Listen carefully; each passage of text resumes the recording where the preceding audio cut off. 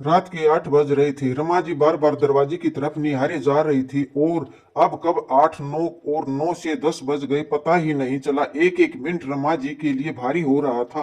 पर अब तक बेटी तन्वी का कोई अता पता नहीं था। उन्होंने कई बार फोन भी करने की कोशिश की पर उसका फोन भी नहीं लग रहा था। बार आंधी तूफान के साथ बहुत तेज बारिश हो रही थी। यह देख रमा जी की चिंता और बढ़ गई। हे भगवान, कहाँ रह गई मेरी बच्ची? कहीं किसी मुसीबत में तो नहीं फंस गई? सोचते ही मन तरह तरह की आशंकाओं से भर गया। उसने तुरंत जाकर ईश्वर के आगे हाथ जोड़ लिया। हे प्रभु, मेरी बच्ची का ख्याल रखना, उसे सही सलामत घर पहुंचा देना। प्रार्थना करते करते उसकी आंखों से आंसुओं की धारा बह निकली। तन्वी डॉक्टर थी और गुड़गांव के एक बड़े हॉस्पिटल में इंटर्नशिप कर रही थी। यूं तो हर रोज लगभग 9 बजे के आसपास घर आ जाया करती, परंतु आज रविवार है और आज के दिन वह गरीब बस्ती में फ्री में इलाज करने जाती थी। वह अपना काम निपटाकर 8 बजे तक घर आ जाती थी। आज पता नहीं अब तक क्यों नहीं आई। अगर कभी देर हो जाती तो वह फोन करके बता देती थी कि आने में समय लगेगा, पर आज तो ना उसने कुछ कहा और ना ही कोई फोन आया। रमा जी पूजा रूम में निकलकर एक बार खिड़की के बाहर झांकने लगी, परंतु बाहर तेज बारिश की वजह से कुछ भी साफ साफ दिखाई नहीं दे रहा था। रमा जी की घबराहट बढ़ती जा रही थी। उन्होंने एक बार फिर तन्वी को फोन लगाया पर इस बार भी नहीं लगा। तब तन्वी उन्हें खुद को तसल्ली दी कि आज बहुत तेज बारिश हो रही है और हो सकता है वह इसी वजह से अटक गई होगी। फिर भी इतनी समय कहाँ लग गया? सोच सोचकर उसकी धड़कनें तेज हो गई। मन में ख्याल नहीं आ रहे थे। वह ध्यान बटाने के लिए कमरे में इधर उधर कमरे को नापने लगी। तभी दरवाजे पर खटखट की आवाज सुनाई दी। दरवाजा खोला तो सामने तन्वी थी। माँ कुछ बोलती उससे पहले तन्वी ने तुरंत उसे गले से लगा लिया। माँ की बढ़ी हुई धड़कन, उनकी घबराहट देखकर तन्वी को समझते देर नहीं लगी। तन्वी ने माँ से अलग होते हुए कहा, आप क्यों इतना घबरा रही हैं? मैं ठीक हूँ। बोलते हुए तन्वी अंदर आई और सोफे पर अपना बैग रख दिया। कहाँ रह गई थी अब तक? इतनी देर क्यों हुई? रमा जी ने जरा गुस्से से पूछा। तन्वी भी कुछ बोलती उससे पहले रमा जी ने एक बार फिर से कहा, देखो मैं फिर कहती हूँ कि रविवार को काम करना बंद कर दो, घर पर ही रहो। मेरे साथ मेरे लिए कुछ थोड़ा समय निकालो, मैं भी अकेले परेशान हो जाती हूँ। माँ, आप इतना क्यों नाराज हो रही हैं? आज देर हो गई पर किस लिए हुई यह तो सुनो। मैं और यह क्यों छोड़ दूं? आप जानती हो ना मुझे अच्छा लगता है कि बस्ती में जाना, उन्हें देखना, इससे मुझे कितना सुकून मिलता है, खुशी मिलती है। हाँ जानती हूँ, पर अब कोई जरूरत नहीं। मैं तो जो कहती हूँ उसे छोड़ दो। लोगों की सेवा करना और यह पुण्य काम करना कुछ नहीं होता। इन सब से बाहर लोगों की सेवा करो और घर में माँ अकेली पड़ी है, यह तुम्हें अच्छा लगता है? मम्मी बस ना, क्यों इतना नाराज हो रही हो? अब आगे से ऐसा नहीं होगा और आज देर नहीं होती। अगर मैं ऐसे कैसे यकीन करूं कि आगे देर नहीं होगी, क्योंकि यकीन करूं तुम पर। माँ, आप मेरी बात सुनोगी तो आप तुरंत यकीन हो जाएगा, फिर कुछ कहने की जरूरत नहीं होगी और आप खुद बोलोगी बेटी तो बहुत अच्छा काम कर रही है और मुझे घर पर बैठने के लिए बिल्कुल नहीं कहोगी। सुनकर रमा जी चुप हो गई। मैं फ्रेश होकर आती हूँ फिर बताती हूँ, बोलकर तन्वी फ्रेश होने चली गई। रमा जी को बेटी का पूरा भरोसा था और अब सामान्य रही। तन्वी खाना लगाते हुए पता नहीं आज शाम कैसे ही बादल गिरने लगे, तुरंत वहां से निकल गई। अभी कुछ ही देर निकली थी कि तेज बारिश होने लगी। खाली सड़क पर कार तेजी से भगा रही थी। अचानक सामने एक बूढ़ी औरत मेरे कार के सामने आ गई। पहले तो मुझे ऐसा लगा कि वो कार के नीचे आ गई, फिर जब मैंने बाहर निकलकर देखा तो वह नीचे गिरी थी और बेहोश हो चुकी थी। मैंने उन्हें मोबाइल की लाइट में देखा। उन्हें कहीं चोट तो नहीं आई, पर शायद डर के मारे वह बेहोश हो चुकी थी। कुछ देर तक जब उन्हें होश नहीं आया तो मैंने तुरंत उसे कार में बिठाया और पास के हॉस्पिटल में ले गई। तो क्या हुआ? बेहोश होश आया? हाँ माँ, होश तो आया, पर वह अभी कुछ बताने की स्थिति में नहीं थी। जब चोट नहीं लगती तो अचानक ऐसी हालत कैसे हो गई? माँ क्यों? वह बहुत बुजुर्ग कमजोर है। वह सबसे बड़ी बात, उन्होंने पिछले कई दिनों से नहीं खाया। मैंने उनका इलाज किया, उनके पेट में अन्न का एक दाना तक नहीं था। यह तुम क्या बोल रही हो बेटी? माँ ने खाना परोसते हुए पूछा। तो देखा वही बोल रही हूँ माँ, मैं सच बोल रही हूँ। आजकल कल जाकर देखती हूँ उसकी तबीयत कैसी है। अगर सुधार नहीं हुआ तो उन्हें लेकर हॉस्पिटल में एडमिट करवा दूंगी। ठीक है बेटी, और हाँ, उनसे पूछ लेना कौन है, कहाँ रहती है, फिर उन्हें सही सलामत घर छोड़ देना। ठीक है माँ, मैं उन्हें सलामत उनके घर पहुंचा दूंगी। तन्वी ने एक खाने का कोर अपने मुंह में लेते हुए कहा। एक पल के लिए चुप्पी छा गई। दोनों माँ बेटी चुप खाना खाने लगी। खाते खाते रमा जी कुछ सोच रही थी। क्या हुआ माँ, आप कहाँ गुम हो गई? सोच रही हूँ आखिर कौन होगी वह महिला जो इतनी बारिश में सड़क पर घूम रही थी, और सबसे बड़ी बात तो यह कई दिनों से उसके पेट में अन्न का एक दाना नहीं था। कौन है वो, कहाँ से आई होगी? तू डॉक्टर है या माइंड रीडर? यूं मैं सिर्फ एक डॉक्टर हूँ, लेकिन आपके केस में मैं दोनों हूँ। हर चीज आप बहुत ज्यादा सोचने लगती हो, इसलिए आपको कुछ बताने का मन नहीं करता। अब कल उन्हें होश आ जाएगा तो पूछ लूंगी, और कहाँ उनका ठिकाना होगा वहां पहुंचा भी दूंगी। अब शांत रहिए। माँ फिर कुछ बोलने लगी, तब तन्वी ने चुप करा दिया। बस माँ, आप टॉपिक चेंज करते हैं। अभी अभी आपने कहा कि हम दोनों को एक साथ में थोड़ा समय बिताना चाहिए, और अभी एक बात को पकड़ कर बैठी हो। इतनी रात हो गई है, आपने एक बार भी मेरे काम के बारे में नहीं पूछा। कैसा रहा मेरा दिन, कैसे थे आज के पेशेंट और मेरी बच्ची?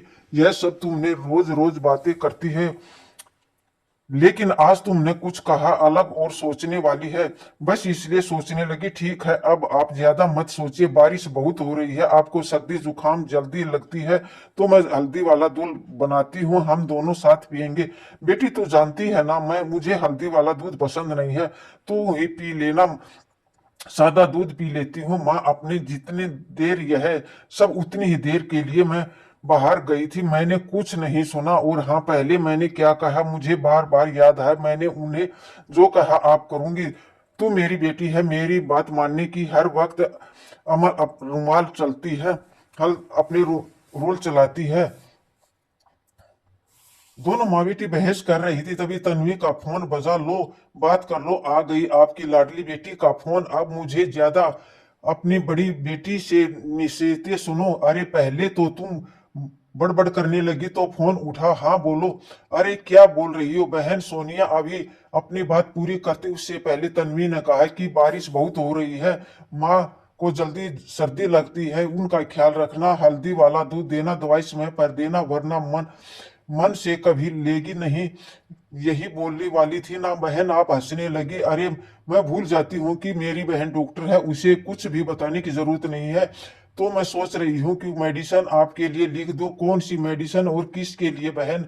मैं तो पूरी तरह से ठीक हूँ, और याददाश्त बढ़ाने वाली दिन में आपकी याददाश्त कमजोर होती जा रही है ना, इसलिए। अच्छा, तो तुम मुझे ब्लोकेट बोल रही हो? शुक्र है बहन तू सामने नहीं है, नहीं तो अच्छी खासी पीट जाती। वैसे बचपन में पीट देती थी, उससे भी खतरनाक। चलो चुप रहो, अब की छोटी बच्ची नहीं रही, आपको पीट जाऊंगी, बोलकर दोनों बहनें हंसने लगी। अच्छा लो, माँ से बातें करो। हाँ बोलो बेटी, रमा जी ने कहा। माँ अपना ख्याल रखिएगा। अरे मैं ठीक हूँ बेटा, और तेरी बहन जो मुझे होने देगी? बता कैसी है, घर में सब कैसे हैं, बच्चे दामाद जी? हाँ माँ सब ठीक है, और आप भी ठीक ही रहना। आपके अलावा और हम दोनों बहनों का इस दुनिया में कौन है? अरे मुझे कुछ नहीं होगा, ठीक है, अभी देर हो रही, रात हो गई है, फोन रखो, तन्वी को कल सुबह हॉस्पिटल भी जाना है। हाँ माँ, बोलकर दोनों बहनों ने फोन रख दिया। इधर तन्वी 2 गिलास हल्दी वाला दूध बनाकर ले आई, एक खुद लिया और एक माँ की तरफ बढ़ा दिया। दोनों ने दूध पीते हुए 5-10 मिनट में टीवी देखा और अपने कमरे में सोने चली गई। सोते सोते रमा जी ने एक बार फिर कहा, बेटी कल जैसी बूढ़ी अम्मा को होश आए तो उनका पता पूछना। मैं कहती हूँ कल अब तुम्हारे साथ चलूंगी, देख लूंगी उन्हें। माँ मुझे लगता है आपको बता देना मेरी मैंने गलती कर दी। मुझे समझ नहीं आता कि आप इतना इमोशनल क्यों हो रही है।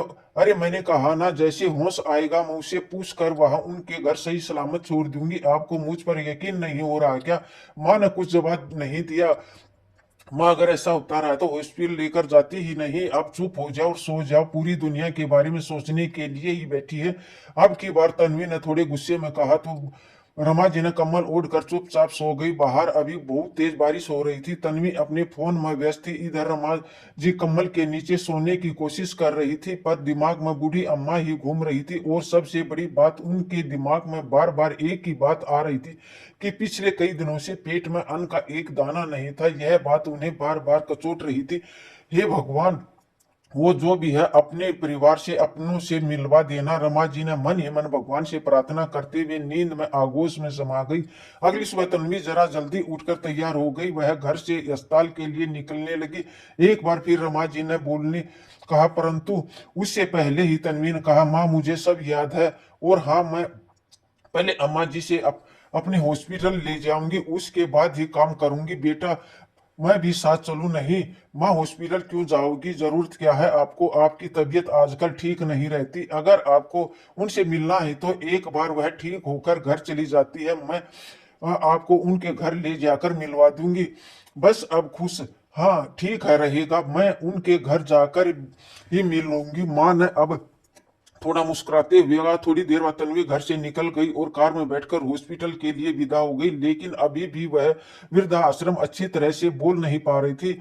अम्मा अब कैसा लग रहा है? अम्मा ने हाथ से इशारा किया। अब अच्छा लग रहा है, ठीक हूँ। उन्हें उठाकर बिठाते हुए हल्का नाश्ता जूस दिया। माफ कीजिए अम्मा जी, कल रात आप मेरी कार के नीचे गिर गई थी। इतनी तेज बारिश हो रही थी कि आपको देख नहीं सकी, पर इतनी तेज बारिश में आप सड़क पर अकेली कहाँ भागी जा रही थी? अम्मा ने कुछ जवाब नहीं दिया। आपको पता है कल रात ही मैं आपके यहाँ पर लेकर आई थी। मुझे लगता है आप काफी हद तक ठीक हो गई हैं और घर जा सकती हैं। तो बताइए आपका घर कहाँ है? मैं छोड़ देती हूँ, और हाँ कुछ दवाइयाँ भी दे रही हूँ, आप लेते रहिएगा, कमजोरी दूर हो जाएगी, आप ठीक हो जाओगी। तन्वी ने कहा तो अम्मा की आंखों से आंसू आने लगे। जैसे उन्होंने बहाने से पहले रोक लिया। अम्मा अब आप ठीक हो गई हैं, आपको कहीं चोट नहीं आई है? मुझे लगता है कमजोरी और डर की वजह से आप बेहोश हो गई थी। एक बात और, अगर आपको बुरा ना माने तो आपसे एक बात पूछूं, आपने पिछले कुछ दिनों से खाना क्यों नहीं खाया? अब इस उम्र में कौन सा उपवास कर रही हो? अम्मा ने फिर कुछ जवाब नहीं दिया, बस मुंह फेर लिया। अम्मा नहीं बोलेगी, इन्हें लगता है मैं उनके उपवास तोड़वा ना दूं, इसलिए वह औरत भी मुझे औरतों की हरकतें आदतें पसंद नहीं आती। ये औरतें अपनी सेहत को नजरअंदाज करके सबके लिए व्रत उपवास करेंगी, सबके बारे में सोचेंगी, पर अपने बारे में सोचने के लिए इनके पास समय नहीं।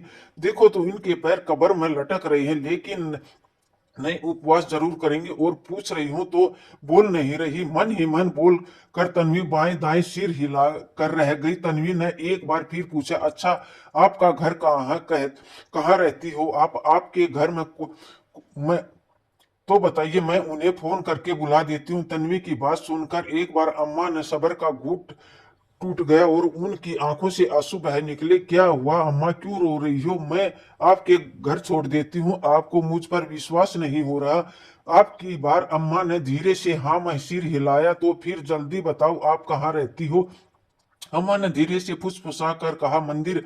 क्या मंदिर? मंदिर के पास रहती हैं आप? पर कहाँ? किस मंदिर के पास? कहाँ? यहाँ से थोड़ी दूरी पर। अच्छा ठीक है, अब उठिए और चलिए मेरे साथ। फिर तन्वी अम्मा का हाथ पकड़ अपनी कार में बिठाया और चल पड़ी उनके बताए रास्ते की तरफ। कुछ देर तक चलने के बाद वहां मंदिर आ गया। अब अम्मा ने एक तरफ उतरने के लिए इशारा किया तो तन्वी ने उतार दिया। हाँ बताओ अम्मा, अब किस गली में घर है आपका? मैं वहां छोड़ देती हूँ, मैं चली जाऊंगी। बेटा अम्मा, क्या आपको मुझ पर खिलना चाहती हो अपने घर वालों से? अगर आप फिर गिर गई तो तब तो सोच आपके घर वाले मेरी खटिया खड़ी कर देंगे। चलिए जल्दी बताइए आप कहाँ रहती है, मैं आपको छोड़ देती हूँ। अब की बार अम्मा ने बहाना बना दिया कि यही मंदिर के कुछ देर बैठूंगी और फिर घर जाऊंगी। मैं चली जाऊंगी। मेरी बच्ची तुम अपने काम पर जाओ, तुम्हें देर हो रही होगी। देर तो सच में हो रही है तनवीन। उसने अम्मा को मंदिर के प्रांगण में बैठा दिया और कार में बैठकर हॉस्पिटल के लिए निकल गई। रास्ते में जाते जाते उसने अपनी माँ को फोन लगाया, यह बताने के लिए कि अम्मा ठीक है और वही सलामत अपने घर पहुंच गई है। सुनकर रमा बहुत खुश हो गई। करीब 2-3 दिन बाद तन्वी फिर उस रास्ते से गुजरी तो अम्मा उसमें मंदिर में रहती है, तो शायद उससे मुलाकात हो जाए। एक बार देखती हूँ तबीयत ठीक है उनकी। वह मंदिर के पास जैसे ही रुकी, अम्मा की नजर उस पर गई। वो छुपने की कोशिश करने लगी, तभी अम्मा के पैर फिसल गया और वह जोर से गिर गई, मुंह से आ निकल गई। मंदिर के पुजारी भागकर उन्हें उठाने आए, तब तक तन्वी वहां पहुंच गई। क्या हुआ अम्मा, कैसे गिर गई? और जब आप से नहीं होती तो आप पूजा क्यों करने आती है मंदिर में? घर क्यों नहीं बैठती? भगवान का नाम और पूजा घर पर बैठकर भी लिया जा सकता है, जरूरी नहीं मंदिर में आकर पूजा करना। घर कहाँ जाओगी, कहाँ रहोगी ना? ये मंदिर ही उनका घर है, यहीं रहती है, पुजारी ने कहा। तो तन्वी शौक में हो गई। अम्मा शर्म के मारे इधर उधर देखने लगी। तब तन्वी ने एहसास हुआ कि अस्पताल में कोई क्यों नहीं आया, किसी ने खोज खबर क्यों नहीं ली। तन्वी को उनके बारे में जानने की उत्सुकता होने लगी, लेकिन पंडित जी उनका कोई न कोई ठिकाना तो होगा था। पर अब नहीं, उनके बहू बेटे विदेश में रहते हैं और जो घर पर रहते हैं उन्हें रखने को तैयार नहीं। पिछले कुछ दिनों से यही रहती है, मंदिर में जो प्रसाद चढ़ता वही खाती है, यही रात में सो जाती है। बेटा मैं इनके आगे और कुछ नहीं जानता, अब जो पूछना है अम्मा जी से पूछ लो। सुनकर तन्वी काफी गंभीर हो गई। अब तन्वी अम्मा की हमदर्दी होने लगी, पर वह सामने जाहिर नहीं कर होने दिया। उनके पास से हट गई और सोचने लगी, क्या सच है? शायद सच में कोई नहीं है। नहीं है तो अब इनसे कोई जो मिलने नहीं आया, क्या करूं? इन्हें लेकर कहाँ घर चली जाऊं? एक बार माँ से पूछती हूँ, यही सही है। परंतु माँ फोन नहीं उठाया। तन्वी ने बिना कुछ सोचे समझे अम्मा को का हाथ पकड़ा और अपने घर ले के लिए विदा हो गई। रास्ते में तन्वी कृतज्ञ नजरों से देख रही थी। क्या हुआ अम्मा, आप मुझे ऐसे क्यों देख रही हो? सुनकर अम्मा भावुक होते हुए बोली, खूब खुश हो रही हूँ बच्ची, खूब आगे बढ़ो और तरक्की करो, माँ बाप का नाम रोशन करो। बोलकर अम्मा उनके सिर पर अपना हाथ रख दिया। जैसे तन्वी को एक अपनेपन का एहसास हुआ। ऐसा लगा कि मानो उन्हें कोई खास और गहरा रिश्ता हो। तन्वी का मन में रहा था अम्मा से पूछकर उनके परिवार वालों के बारे में, लेकिन नहीं पूछा, कहीं उन्हें बुरा न लग जाए। बेटे मुझे देखकर कहीं तुम्हारे घर वाले परेशान नहीं हो जाए। अम्मा ने कहा, वो बिल्कुल परेशान नहीं होंगे, आप चिंता मत करो। बेटा तुम्हारा नाम क्या है? तुम्हारे घर में कौन कौन है? मेरा नाम तन्वी है। मेरे घर में बस मेरी माँ रहती हैं, दो बहनें, उनकी शादी हो चुकी है, भाई नहीं है। और पापा वह बहुत पहले गुजर चुके थे। और तुम्हारे पैर में क्या हुआ? तुम ठीक से चल नहीं पा रही, चोट लगी है? नहीं, पोलियो है, माँ कहती है।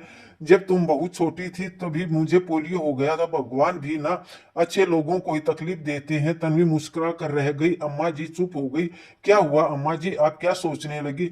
मतलब तुम्हारी अम्मा ने अकेले ही तुम तीनों बहनों को पाला और बड़ी पढ़ाई लिखाई? हाँ अम्मा, तन्वी ने मुस्कुराते हुए जवाब दिया। बहुत हिम्मत वाली जान पड़ती है तुम्हारी माँ। हाँ हाँ, वो कुछ इसी तरह बातें करते हुए रास्ता कट गया और तन्वी घर पहुंच गई। अम्मा को लेकर घर पर गई तो दरवाजे पर ताला लटका हुआ था। माँ शायद बाहर कुछ सामान लेने गई थी। उसने अपने पास रखी चाबी से दरवाजा खोला और अम्मा को बेड पर बैठाने के लिए कहा। फिर रसोई में जाकर उनके लिए एक गिलास पानी लाई और चाय बनाने लगी। अम्मा ने चाय पीने से इनकार कर दिया तो तन्वी ने उनके लिए नाश्ता ले आई। अम्मा ने नाश्ता किया और दवाई खाई। उन्हें नींद आने लगी। तन्वी उन्हें गेस्ट रूम में ले गई और बेड पर सुला दिया। तन्वी ने अस्पताल में फोन कर दिया कि आज जरा थोड़ी देर हो जाएगी। कुछ देर में अम्मा सो गई तो तन्वी बरामदे में बैठकर माँ के आने का इंतजार करने लगी। कुछ देर बाद जब रमा जी आई और तन्वी को घर पर देखा तो आश्चर्यचकित हो गई। क्या हुआ बेटा, तुम वापिस आ गई? आज हॉस्पिटल नहीं गई? तबीयत तो ठीक है ना? हाँ माँ ठीक है। तो फिर क्या हुआ, क्यों वापिस आ गई और मुझे फोन क्यों नहीं किया? तन्वी सारी बातें बता दी और यह भी कह दिया कि अम्मा को लेकर यहाँ आ गई है। सुनकर माँ कहा, बेटा यहाँ लेकर आ गई वो ठीक तो है ना, लेकिन उनके घर में अगर कोई भी होगा तो वह कितना परेशान होगा। नहीं माँ, उनका कोई नहीं है, उनके घर में अकेली रहती है वो। मंदिर में अगर कोई है तो उनके घर में तो अब तक कोई खोज खबर क्यों नहीं ली? ठीक है, कुछ दिन रहने दीजिए यहाँ पर, जब उनकी तबीयत ठीक हो जाएगी तब उन देख लेते हैं, पता कर लेते हैं, कोई सच में उनके घर छोड़ दूंगी। क्या कहती हो आप? हाँ ठीक है बेटी, कोई बात नहीं, लेकिन अम्मा कहाँ है? अभी आराम कर रही हैं, पता रास्ते में बहुत प्यार भरी बातें करती आई है। मुझे तो ऐसा लग रहा है जैसे मेरे उनके साथ कोई पुराना रिश्ता हो। तुम सब ये साथ रिश्ता महसूस होने लगता है क्योंकि तुम अच्छी हो इसलिए, वरना आजकल का समय नहीं है बेटा, लोग अपनों से रिश्ता नहीं रखते और अनजान से तो बहुत दूर की बात है। हाँ आपका कहना सही है माँ, मैं अभी चलती हूँ, वह उठेगी तो आप बातचीत कर लेना और कह देना कि शाम को आऊंगी। ठीक है बेटा, तू जा, देख लेती हूँ। तन्वी अब चली गई और रमा जी ने दरवाजा खोलकर धीरे से बूढ़ी अम्मा को देखा और कम्बल ओढ़े सो रही थी तो उन्होंने जगाना ठीक नहीं समझा और दरवाजा बंद करके बाहर आ गई।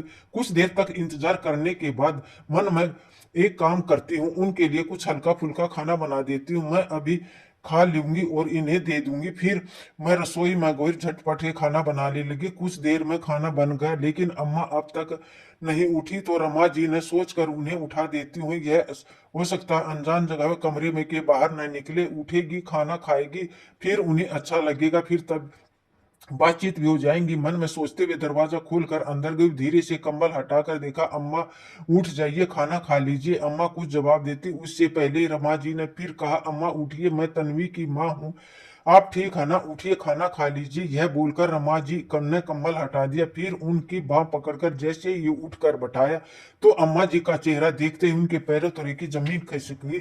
मुंह खुला का खुला रह गया, आंखें फटी की फटी रह गई। कुछ ही हाल में बूढ़ी अम्मा भी थी। अम्मा कुछ बोलने हुई तो लेकिन मुंह में रह गई और बोल नहीं सकी। इधर रामा जी ने आंखें झरझर आंसू बहने लगी। माँ जी, आप इस हालत में कैसे, क्या हुआ, घर में बाकी सब कैसे हैं, कहाँ हैं? रमा जी की बातें सुनते ही अम्मा जी की आंखें से आंसू ढलकने लगे, फूट फूट कर रोने लगी। वह बूढ़ी अम्मा और कोई नहीं, रमा जी की सासू कल्याणी जी थी।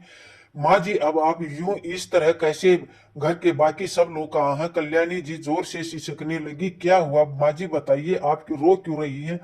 वह तुम्हारी बददुआ रंगलाई सब तुम्हारी बहुत दुआओं का फल है। तुम्हारे साथ जो हमने किया उसका फल भगवान ने मुझे जीते जी दे दिया। यह आप क्या कह रही हैं माँ जी? क्या हुआ, साफ साफ बताइए। क्या कहूँ बहू, और कितना कहूँ, सब मुझे घर से बाहर निकाल दिया, कोई खाने रखने को नहीं चाहता। सही कहती हैं लोग, अपना किया धरा इसी जन्म में भोगना पड़ता है। जिस बेटे बहू के लिए सब कुछ किया, सही सही गलत कुछ नहीं सोचा, उसी से मिलकर मेरा यह हाल किया। बोलते बोलते अम्मा जी की आंखों से आंसू बहने लगे। रमा ने उनके आंसू पोंछते हुए कहा, चुप हो जाइए माँ जी, आपकी तबीयत ठीक नहीं है, आप इस तरह रोएंगी तो और बीमार पड़ जाएंगी। अम्मा जी चुप हो गई, परंतु हिचकियां बंद गई। वही रमा जी की आंखों के सामने पुरानी यादें ताजा हो गई, तस्वीर की भांति एक एक करके आंखों के सामने आने लगी। रमा जी की नई शादी हुई थी। उनके पति अ, श्याम बाबू सरकारी स्कूल में अध्यापक थे। तीन जेठानी दौरानी सबसे छोटी बहू थी, वो गरीब परिवार से आई थी। बाकी उन दोनों जेठानी काफी अमीर परिवार से थी। तो सास इस बात के लिए हमेशा ताना देती थी, पता नहीं किस गरीब फकीर खानदान से आ गई है। रमा जी कभी अपनी सास की बातों पर दिल पर नहीं लाती थी, तो दोनों जिठानी सास को सह देने लगती और तभी तीनों मिलकर खूब रमा जी की खरी खोटी सुनाती। कभी तीज त्योहार में दोनों जिठानियों के मायके से खूब सारा सामान आता, तो वहीं शर्मा जी के मायके से थोड़ा बहुत आता, कभी नहीं। तो इस बात को लेकर खूब सुनाया जाता। कई बार रमा ने विरोध करना चाहा, लेकिन पति मना कर देते, माँ के सामने मत बोल।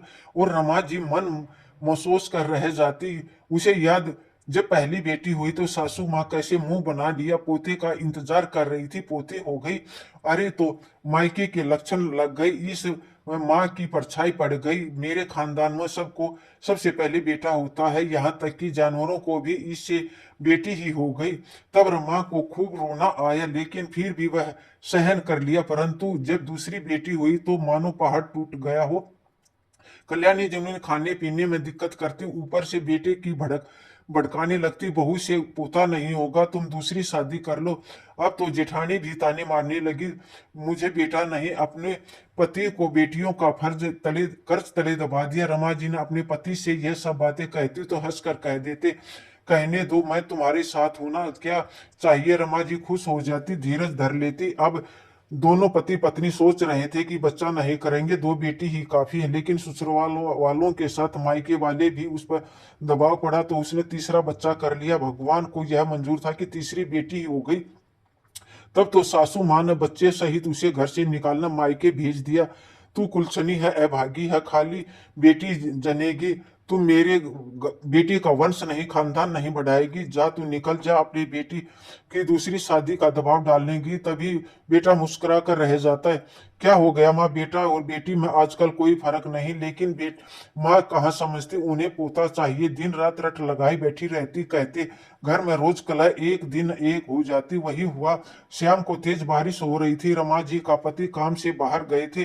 घर लौटते समय बारिश की वजह से उनका एक्सीडेंट हो गया और वही उनकी मृत्यु हो गई। रमा जी पर दुखों का पहाड़ टूट गया। क्या करूं क्या नहीं समझ नहीं आ रहा था, लेकिन पति की सरकारी नौकरी थी तो उन्हें अनुकंपा पर उन्हें शिक्षक की नौकरी मिल गई। परंतु ससुराल वाले चाहते थे यह नौकरी उनके दोनों जेठों में से किसी को मिले, पर रमा ने जिद करके कहा, 3 बच्चे हैं, तो मैं इन्हें कैसे पालन पोषण करूंगी, इसके लिए नौकरी ही करूंगी। जिद करके नौकरी कर ली। गुस्से में दोनों जेठ जेठानी सास ने खूब चिढ़ाया, उल्टा सीधा सिखाया और रमा जी ने को घर से निकलने के लिए मजबूर कर दिया। रमा रोती बिखरती रही, तीनों बच्चों को लेकर कहाँ जाऊंगी, मायके में कोई आसरा नहीं है, मुझे कुछ नहीं, रहने के लिए एक कमरा दे दीजिए। लेकिन किसी ने एक नहीं सुनी, वह रोती बिखरती रही। उनकी आस देखकर कल्याणी जी के दिल नहीं पिघला। तब रमा जी ने कल्याणी के पैर पकड़ लिए। माँ जी, आप तो मेरी सास हैं, बच्चों की दादी हैं, कम से कम आपको समझना चाहिए कि अकेली औरत 3 बच्चों को लेकर कहाँ जाएगी। तो बाकी संपत्ति में कोई हिस्सा मत दीजिए, कुछ नहीं चाहिए, बस रहने को छत दे दीजिए, उसमें रह जाऊंगी, तीनों बच्चों का पालन पोषण करूंगी। सासू माँ ने लात मारकर धक्का बोली, बेटा बेटे को खा गई, अब और किसको खाएगी। बेटियों की माँ तो तुम्हारा कैसा हिस्सा नहीं मिलेगा। जहां मन होता है वहां अगर संभल सकती हो तो अपनी बेटी पैदा क्यों किया, जा कहीं फेंक दे, मार दे। इनको रखने को तैयार नहीं हुई। रमा जी तीनों बेटियों को एक साथ घर से निकल गई। जमीन जायदाद छत की बात दूर रही, एक समय खाने बनाने का अनाज तक नहीं दिया। तीनों बच्चों को घर छोड़ दिया। अब आगे क्या हुआ रमा जी को समझ नहीं आ रहा था, क्या करूं, कहाँ जाऊं, बहुत परेशान हो गई। उन्हें परेशान देखकर स्कूल का प्रधानाचार्य उनकी परेशानी का कारण पूछा तो रोती उन्होंने सारी बातें बता दी। सुनकर उनका कलेजा पसीज गया। उन्होंने कहा, कोई बात नहीं, आप कुछ दिनों के लिए स्कूल में रह जाइए, जब घर की व्यवस्था हो जाए तब आप यहाँ से चली जाएंगी। तब रमा जी की 3 बेटियों को लेकर स्कूल में रहने लगी। जिस वहां पढ़ाती थी उसी बीच छोटी बेटी की तबीयत खराब हो गई। जब डॉक्टर के पास ले गई तो पता चला कि उनके पैर में पोलियो हो गया। काफी इलाज कराया, आराम तो हुआ, लेकिन पूरी तरह ठीक नहीं हुआ, जिस वजह से ठीक से चल नहीं पाती। स्कूल में अच्छे से रहने लगी, लेकिन वह बातें बाकी लोगों शिक्षकों को पसंद नहीं आई। वह रमा जी और प्रधानाचार्य को लेकर खिल्ली उड़ाने लगी, मजाक बनाने लगी। उस दिन समझ में आया कि सिर्फ औरत ही औरत की दुश्मन नहीं, मर्द भी बड़े दुश्मन होते हैं। अपने शरीर पर उंगली उठाने देख उन्हें एक छोटी सी कोठरी किराए पर दी और उसमें रहने लगी।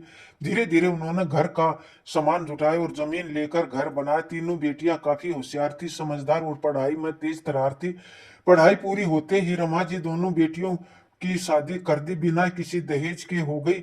लेकिन छोटी बेटी पोलियो की वजह से दिव्यांग थी, इसलिए रमा जी को बहुत चिंता होने लगी कि इसकी शादी कैसी होगी। तब तन्वी ने कहा, माँ मेरी शादी की चिंता मत कर, मुझे पढ़ने दो, मुझे डॉक्टर बनना है, पहले पढ़ाई कर लूं, अपने पैरों पर खड़ी हो जाऊं, फिर इस शादी के बाद देखूंगी। बेटी की बात सुनकर रमा जी बोली, मैं प्राइमरी स्कूल की शिक्षिका हूँ, कहाँ से इतना पैसा लाऊंगी जो तुम्हें डॉक्टरी की पढ़ाई करा दूं। लेकिन कहते हैं ना, जहाँ चाह वहां रहा।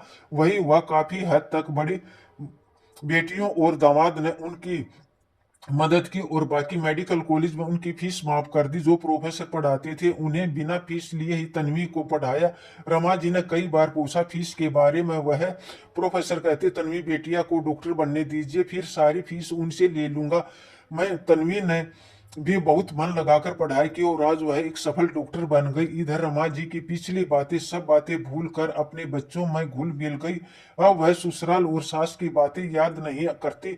उन्हें वापिस परिवार के लोगों के कभी नहीं बुलाया और ना ही रमा जी कभी गई। लेकिन तन्वी को जब कल बूढ़ी अम्मा का नाम लिया तो रमा जी के मन में विचलित हो रहा था कि आखिर कौन है वो अम्मा, क्या अम्मा सच कह रही है। दोनों बेटों ने बहू ने सच में घर से निकाल दिया, ऐसे कैसे हो सकता है, जब तक ये इतनी बुजुर्ग हो चुकी कि क्या सोच रही है, मेरी बातों पर विश्वास नहीं हो रहा। तुम्हें कल्याणी जी की बात सुनकर रमा जी वर्तमान में लौट आई। नहीं अम्मा, मैं सुन रही हूँ और विश्वास नहीं हो रहा कि उन्होंने ऐसा क्यों किया। क्या बताऊं बहू, तुम्हारे घर से जाने के बाद कुछ दिनों तक ठीक ठाक रहा, फिर दोनों भाई आपस में बंटवारा करने के लिए झगड़ा करने लगे।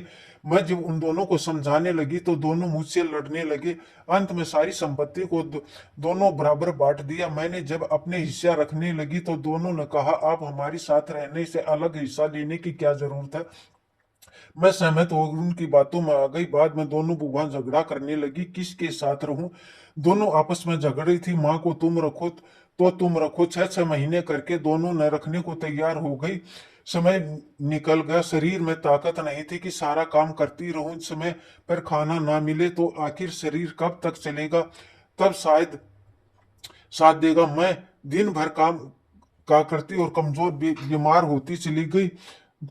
मुंह मोड़कर देखना नहीं चाहता। खाना पीना और इलाज तो दूर की बात, मुझे इन तरह देखकर कभी दोनों बच्चे बोलते और दादी माँ को खाना दे दो। बहुएं ताना सुनकर बोलती कि बूढ़ी माँ कब मरेगी। इतना कहते वे रोज मुझे कोसने लगी, घर से निकल जाने के लिए, डूब मरने के लिए कहने लगी। मुझे देखते ही उनके माथे में तोड़ियां पड़ जाती है। सुनकर जब नहीं बर्दाश्त हुआ तो घर से निकल कर मैं मंदिर में रहने लगी। किसी ने एक बार भी नहीं बुला। लेकिन हाँ बहू, यह याद आ रहा है कि मेरे साथ 4 सोने की चूड़ियां, वही चूड़ियों के लिए उन्हें फिर मुझे घर पर बुलाया और बोलकर कल्याणी जी फूट फूट कर रोने लगी। रमा जी ने उन्हें पकड़ लिया और आंसू पोंछने लगी। अम्मा जी क्यों रो रही हो? इस रात आप कहाँ जा रही हैं? कल्याणी जी चुप हो गई। बताइए ना अम्मा, आप कहाँ जा रही हैं? इतनी रात तेज बारिश हो रही है, नदी में डूबने जा रही थी। सुनकर रमा जी को मानो चक्कर सा आ गया। वह परेशान सी हो गई। माँ आप क्या कर रही हो? सही कह रही हूँ बहू। दोनों बहुओं ने सब कुछ छीन लिया। हाथ बस सोने की 4 चूड़ियां थी, उसी दोनों की नजर थी।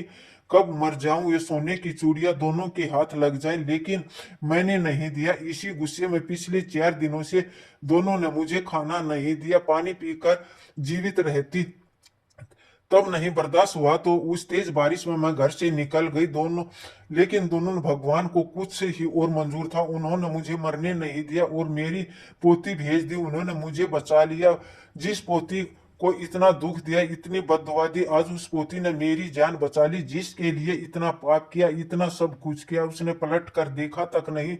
मैं मर गई या जिंदा, बहू मुझे मत रखना, मुझे जाने दो। अब ठीक हूँ, कहीं काम करके अपना पेट पाल लूंगी, लेकिन तेरे साथ नहीं रहूंगी। क्यों माँ, आप ऐसा क्यों बोल रही हैं? क्यों नहीं रहोगी? क्या कमी है यहाँ पर? और कहाँ जाओगी? अब बात किसकी कमी है? लेकिन किस मुंह से मैं रहूं? मुझे तुझे इतनी गालियां दी, कितने अपशब्द कहा, कितने बददुआएं दी, इसके लिए रह सकती हो? शर्म आ रही है मुझे। शर्म की कोई बात नहीं है दादी, आप मेरी दादी हो। आप यही रहोगी और कहीं नहीं जाओगी। यहाँ पीछे से आते हुए तन्वी ने दादी के शब्द सुनते कल्याणी जी फूट फूट कर रोने लगी। तुम्हें पता चल गया मेरी बच्ची, मैं तुम्हारी दादी हूँ। हाँ दादी, मैंने सब बात सुन ली। और हाँ, पहले कुछ भी हुआ मैंने नहीं देखा, लेकिन आज जो सामने मेरी दादी बैठी है वह बहुत अच्छी है और मेरी दादी की जरूरत है। वर्षों में माँ के साथ रहकर बोर हो गई। कितनी बार माँ से पूछा दादी कहाँ रहती है, लेकिन माँ ने कुछ भी नहीं बताया। अब जब आप आ ही गई हो तो यहाँ से कहीं नहीं जाने जाओगी, नहीं जाने दूंगी आपको, हमारे साथ ही रहेंगी, समझी? अगर नहीं समझी तो जिद करूंगी। वह जानती है ना मैं डॉक्टर हूँ, मोटे मोटे इंजेक्शन लगा दूंगी।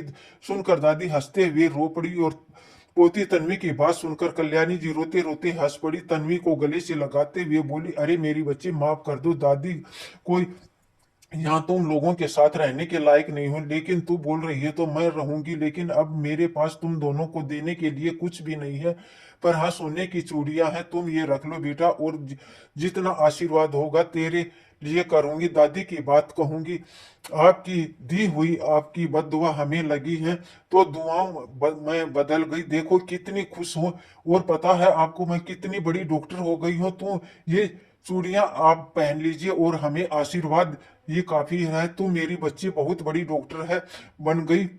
दुनिया में सबसे बड़ी डॉक्टर बन जा, खूब नाम कमा, अपने माँ बाप का नाम रोशन कर। तुम्हें मेरी तरफ से बहुत सारा प्यार, सारा आशीर्वाद। तन्वी की दादी से लिपट गई, माँ का इशारा किया और रमा जी की पुरानी सारी बातें भूल कर सास के गले लिपट गई। तभी पीछे से आवाज आई, तन्वी बेटिया, मेरी फीस कहाँ है? याद है तुमने कहा था कि तुम डॉक्टर बन जाओगी, कमाने लगोगी, तुमसे फीस ले लूंगा, तुझे याद है? भूल गई? सब पीछे मुड़कर देखा तो प्रोफेसर साहब थे, जिन्होंने तन्वी को बिना फीस लिए पढ़ाया था। रमा जी और तन्वी उठकर खड़ी हो गई, बड़े प्यार से उनका स्वागत किया। सर आप यहाँ आइए, बैठिए ना, मैं बैठूंगा जरूर, पर मुझे मेरी फीस पहले दोगी? नहीं, जवाब दो सर, आपको फीस बनती है वो सब देने को तैयार हूँ। बताइए क्या फीस है आपकी? रमा जी ने कहा। पक्का रमा जी, आपकी दया से बेटियों डॉक्टर बन गई, अच्छा कमा रही है, क्यों नहीं देंगे फीस? बताइए आपकी फीस क्या है? मेरी फीस यह है, मैं चाहता हूँ तन्वी बेटा मेरे घर की बहू बन जाए। मेरा एक बेटा डॉक्टर है, मैं उसके लिए आपसे तन्वी का हाथ मांगने आया हूँ। सुनकर तन्वी शर्मा कर घर के अंदर चली गई और रमा जी आंखों में खुशी के आंसू आ गए। सर, मैं नहीं जानती कि आपका आभार कैसे व्यक्त करूं। मेरी सारी चिंता दूर कर दी आपने। लेकिन क्या रमा जी, आपके बेटा दिव्यांग को आपका बेटा रमा जी अपनी बात पूरी करते उससे पहले प्रोफेसर साहब ने कहा, आप कैसी बातें कर रही हैं? मुझे अपने दोनों बेटों को तन्वी बहुत पसंद है और हमें तन्वी बिटिया दिव्यांग होने की कोई आपत्ति नहीं। अगर आपको हाँ है तो पंडित जी को बुलाकर सगाई और शादी का शुभ मुहूर्त निकलवा लेते हैं। रमा जी भी हंसते हुए कहा, जी सर बिल्कुल, और शुभ काम में देरी कैसे रमा जी, अब आप मुझे प्रोफेसर साहब नहीं समझी जी, बोलिए। सुनकर सब हंसने लगे। तन्वी अंदर से चाय और नाश्ता लेकर आई। सब ने पैर छुए, दादी का आशीर्वाद लिया। अगले दिन पंडित जी आए और सगाई शादी का शुभ मुहूर्त निकलवा लिया। 1 महीने के बाद शुभ मुहूर्त निकला। बड़े धूमधाम से तन्वी का विवाह और हुआ। ससुराल चली गई, लेकिन जाते जाते उसने डॉक्टर पति से कहा, यह मेरी माँ है और हम दोनों बहनों के अलावा कोई नहीं है, और चाहते हो कि अपने ससुराल और सास ससुर के साथ साथ इनका ख्याल रखूं, और बूढ़ी दादी भी है तो उनके ख्याल भी रखना होगा। पति हंसते हुए कहा, सिर्फ तुम्हारी माँ नहीं, हमारी माँ है और दादी हमारी दादी है। ये बात कहकर अकेले नहीं, हम मिलकर सबका ख्याल रखेंगे। सुनकर तन्वी खुशी